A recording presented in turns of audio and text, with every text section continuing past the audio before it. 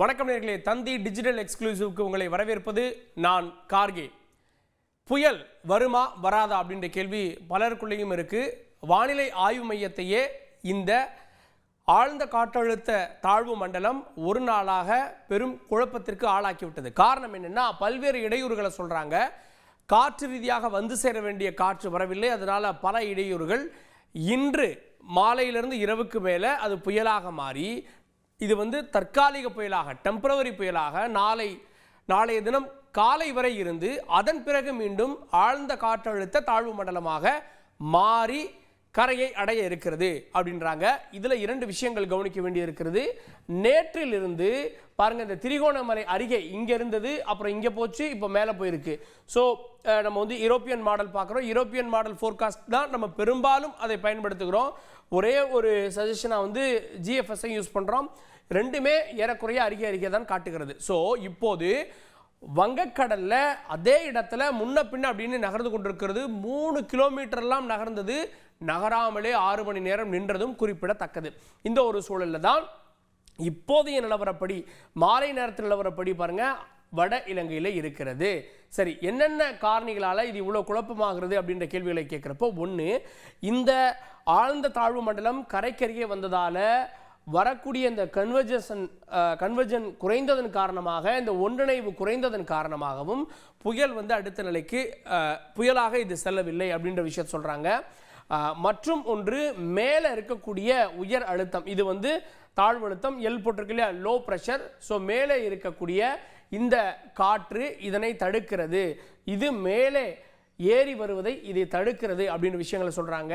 அதே போல் இந்த இரண்டு கடல்களிலும் உயர் அழுத்தங்கள் இருக்கிறது, இது இதனை கண்ட்ரோல் செய்கிறது. அதனால தான் ஒரே இடத்துல ஸ்டால் ஆகி நிற்கிது. இதை தான் ஸ்டாலிங் எஃபெக்ட் அப்படின்னு, சினாரியோ அப்படின்ற விஷயம் அப்படின்னு தனியார் வானிலை ஆய்வாளர்கள்லாம் சொல்லிட்டு இருக்காங்க. அதாவது ஒரு இடத்திலே நின்று விடுவது, அதுதான் நேற்றைய தினம் நடந்ததாக கணிக்கிறார்கள். இப்போ நம்ம சென்னையிலாம் பார்த்தீங்கன்னா மிக்ஜாம் புயல் 18 மணி நேரம் கடலில் இருந்தது இல்லையா, அதையும் இதோடு தான் ஒப்பிட்டு சொல்லுகிறார்கள், ஒரே இடத்தில் நிற்பது. சரி, இப்போது மெல்ல மெல்ல இது நகர்ந்து எவ்வாறு வருகிறது அப்படின்றத பார்க்கலாம். இப்போது இரவு நேரத்தில் நமக்கு இதனுடைய நகர்வுகள் ரொம்ப சாதாரணமாக இருக்கும். ஏன்னா இப்போதான் நகர தொடங்கி இருக்கிறது. அப்போதும் வட இலங்கையில் தான் இருக்கிறது. நாளைய தினத்திற்கு சென்று விடலாம். நாளைய தினம் அது பாருங்க, புயல் அப்படின்னு அறிவிக்கப்பட்ட பிறகு பார்த்தீங்க அப்படின்னா அது நாகைக்கு நேர்கோட்டுக்கு வந்து விடுகிறது, நாகையிலிருந்து நேராக வந்து விடுகிறது. அப்போது நமக்கு மழை தொடங்கிவிடும். ஸோ இப்போ நம்ம பார்ப்பது மழையினுடைய மேகங்கள், மழை தொடங்கிவிடும். நாளைய தினம் எங்கெல்லாம் மழை அப்படின்னா, பெரும்பாலான மாவட்டங்களில் மழை இருக்கு. குறிப்பாக செங்கல்பட்டிலிருந்து அதன் கீழே இருக்கக்கூடிய வட கடலோர மாவட்டங்களுக்கு மழை கொடுத்துருக்காங்க. சென்னை நாளைக்கு ரெட் அலர்ட் கொடுக்கல, ஆனால் லேசான அதே போல கனமழை இருப்பதற்கான வாய்ப்பு இருக்குன்றாங்க. நாளைய தினத்திற்கான அலர்ட் இது. ஸோ நாளைய தினம் அது நாகப்பட்டினத்திற்கு மிக அருகே வந்து விடுகிறது. அதாவது காலையில் இந்த வீடியோவை பார்க்குறவங்க 5 மணிக்கெல்லாம் பார்த்தீங்க அப்படின்னா அது நாகைக்கு நேர்கோட்டில் இருக்கும். அப்படியே மதியத்துக்கு மேலே பார்த்தீங்கன்னா 1 மணிக்கு நாகையை கடந்து விடும், புதுவைக்கு அருகே வந்துவிடும். அப்போது புதுவை, காரைக்கால், விழுப்புரம் மாவட்டம், மயிலாடுதுறை, நாகப்பட்டினம் போன்ற இடங்களில் மழை தொடங்கிவிடும். ஸோ நாளை மதியத்திற்கு மேலே தீவிரமான ஒரு மழை இருக்கு. இன்று இரவிலிருந்தே மழை இருக்கிறது. இந்த மழை அப்படியே வருகிறது. மேலே மேலே மேலே மேலே இந்த புயலாக மாறிய நிகழ்வு நாளைக்கு திரும்ப ஆழ்ந்த காற்றழுத்த தாழ்வு மண்டலமாக மாறி புதுவையை நோக்கி செல்லுகிறது. அதை நீங்கள் பார்க்குறீங்க. புதுவையை நோக்கி 30ஆம் தேதி, அதாவது சனிக்கிழமை நெருங்கி சென்று விடுகிறது. சனிக்கிழமை பாருங்க, அப்போது மழை சென்னையில், மேலே இருக்கக்கூடிய ஆந்திராவில், வேலூர், செங்கல்பட்டு, இந்த கேடிசிசி ஜோன், கடலூர், கள்ளக்குறிச்சி, ராணிப்பேட்டை போன்ற இடங்களில் மழை இருக்கும். சனிக்கிழமை தீவிரமான ஒரு மழை வட தமிழகத்துடைய கடலோர மாவட்டங்களுக்கு இருக்கு அப்படின்றது குறிப்பிடத்தக்கது. புதுவை அருகே அது கரையை கடப்பது காலை அப்படின்னாலும் கூட பாருங்க, வானிலை ஆய்வு மையம் என்ன சொன்னாங்க அப்படின்னா, காலையில் கரையை கடக்குனாங்க. இதுதான் அதனுடைய கண் பகுதி. இந்த கண் பகுதி கரையை கடப்பதற்கு கொஞ்சம் முன்ன பின்ன நேரம் எடுத்துக்கிறது. 10 மணிக்கும் கடலிலே இருப்பதாக காட்டுகிறது. 2 மணிக்கு அது அந்த கண் வருகிறது. ஸோ பாருங்க, மாலை அப்படின்னு காட்டுகிறது. ஸோ வேரியேஷன்ஸ் இருக்கு. மாலையில் அது கரையை கடந்தால், இரவு நேரத்தில் பாருங்க, புதுவை அருகே மாலையில் அது கரையை கடந்தால் ஒரு 10 மணி 9-10 மணிக்கு தான் புதுவை அருகே உள்ள போற மாதிரி காட்டுது. அப்படி அது உள்ளே போகின்ற போது மழை எப்படி இருக்கும்? மழை மிக தீவிரமாக இருக்கும்.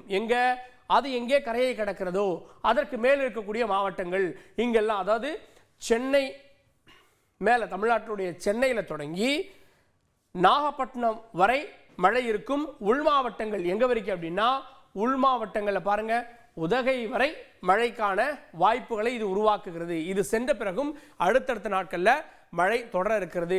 பல்வேறு இடையூறுகள் காரணமாக இது தடுக்கப்பட்டிருந்தது. இப்போது இடையூறுகள் விலகியதால அது அடுத்த நிலையை நோக்கி நகர்கிறது. இது சென்ற பிறகு ஞாயிற்றுக்கிழமை காலையில் உள் மாவட்டங்களில் மழை, இதனுடைய ரிவர்ஸ் எஃபெக்ட், இது உள்ள போனதுக்கு அப்புறம் அதனுடைய தாக்கம் மீண்டும் வரக்கூடிய காற்று பாருங்க கடலுக்குள்ள இருந்து அது காற்றை உள் இழுத்து நமக்கு வழங்கி கொண்டிருந்தது. இந்த வடகிழக்கு வாயிலாக வழங்கி கொண்டிருந்தது. உள்ள போனதுக்கு அப்புறமும் கடல்ல இருந்து காற்றை எடுக்கிறது. அது மையமாக சேலம் பக்கத்தில் காட்டுகிறது, சேலம் தருமபுரி அப்படின்லாம் காட்டுகிறது. ஸோ உள் மாவட்டங்களில் மழை, கோவை போன்ற இடங்களில் குறிப்பாக அந்த பாலக்காடை ஒட்டி இருக்கக்கூடிய பகுதிகளில் தீவிரமான ஒரு மழை இருக்கும். எப்போது அப்படின்னா ஞாயிற்றுக்கிழமை அப்படின்றதான் குறிப்பிடத்தக்கது. ஞாயிற்றுக்கிழமை மேப்பை பார்க்கவே முடியலை பாருங்கள், அவ்வளோ தீவிரமாக இருக்கிறது அப்படின்றது குறிப்பிடத்தக்க ஒன்றாக இருக்கிறது. அதன் பிறகு திங்கட்கிழமையும் மழைக்கான வாய்ப்பு இருக்கிறது. திங்கட்கிழமையும் கோவை உள்ளிட்ட மேற்கு தொடர்ச்சி மலை மாவட்டங்களில் மழை, இது அப்படியே அரபிக்கடலுக்கு சென்று விடுவதாக தெரிகிறது. அதன் பிறகு பாருங்க திங்கட்கிழமையும் மழை இருக்கு. எங்க அப்படின்னா மத்திய மாவட்டங்களில், வட மத்திய மாவட்டங்களில் மழை இருக்கிறது அப்படின்றதான் இப்போது இருக்கக்கூடிய தகவலாக இருக்கிறது. ஸோ மழை நிச்சயமாக 29, 30 2 தேதிகள் இருக்கிறது. 1, 2 இந்த மழை நிகழ்வு உள் மாவட்டங்களுக்கு மாறிவிடுகிறது. அதனால தமிழகம் 4 நாட்களுக்கு மழையை பெறப்போகிறது. ஆனால் காற்று குறைவாக இருக்கும்.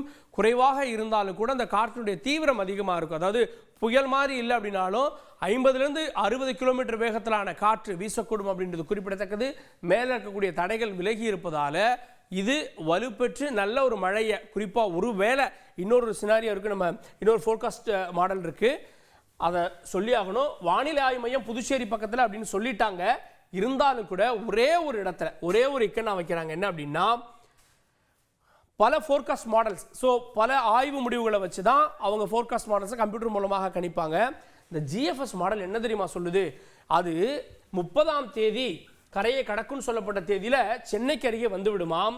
அதன் பிறகு 1ஆம் தேதியும் சென்னைக்கு அருகே இருக்குமாம். அதன் பிறகு 1ஆம் தேதி மதிய நேரத்துக்கு அப்பவும் சென்னைக்கு அருகே இருக்கும். 2ஆம் தேதி அப்போதும் சென்னைக்கு அருகே இருக்கும். ஸோ 2ஆம் தேதி முடிச்சு 3ஆம் தேதி பாருங்க, 3ஆம் தேதி தான் கரையேறுவதாக காட்டுகிறது. அதனால இது ஒரு 3 நாள் எக்ஸ்ட்ரா காட்டுது. ஒருவேளை ஸ்டாலின் சினாரியோ இங்க ஒர்க் ஆச்சுன்னா 3 நாட்கள் ஒருவேளை கடல்ல இருந்தது அப்படின்னா அது பெருமழையை கொடுப்பதற்கான வாய்ப்பு இருக்கிறது. ஆனால் பெரும்பாலான ஃபோர்காஸ்ட், அதாவது வானிலை ஆய்வு மையத்துடைய ஃபோர்காஸ்ட்டும் யூரோப்பியன் மாடலுடைய ஃபோர்காஸ்ட்டும் கரெக்டாக இருக்குது. அது 30ஆம் தேதி கரையை கடப்பதாக ஒரே ஒரு மாடல், அது 5-6 நாட்கள் கடலில் இருப்பதாக காட்டுகிறது. பொறுத்திருந்து பார்க்கலாம். செய்திகளை உடனுக்குடன் தெரிந்து கொள்ள உடனே சப்ஸ்கிரைப் பண்ணுங்க.